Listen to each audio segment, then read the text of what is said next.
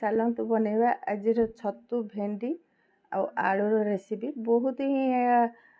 tasty पूरा देसी एथिपाई पियाज आ भेंडी आलू आपको सब भाजी दबा भल भाव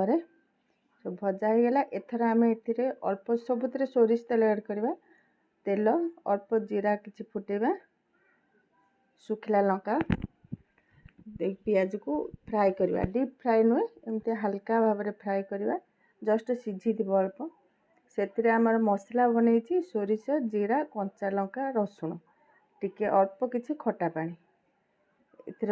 टिके कलर पे आम दबा काश्मीर चिली टिके भल भाव मिक्स करदे राग लगे न था छुआ भी खाई पारे यहाँ तापर आम मसला जो ग्राइंडिंग कर ऐड करवा ये अन्य किसी भी मसला मुझे ऐड करनी पूरा देसी भाव रांधुची हलदी किसी पकेली हलदी देखी पकेबे कहीं भेंडी छतु भाजला बेले पड़ी हलदी एवं लुण स्वाद अनुसार लुण पकेली ताको भल भाव मिक्स करदे पानी जस्ट मरिया बेसी कषा हेनी कहीं सोरिषटा ये लगे से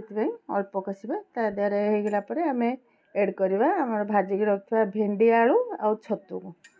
जस्ट 5 मिनट ताकू आमको ये रेसिपी लगे घोड़े दबा कभर करदबा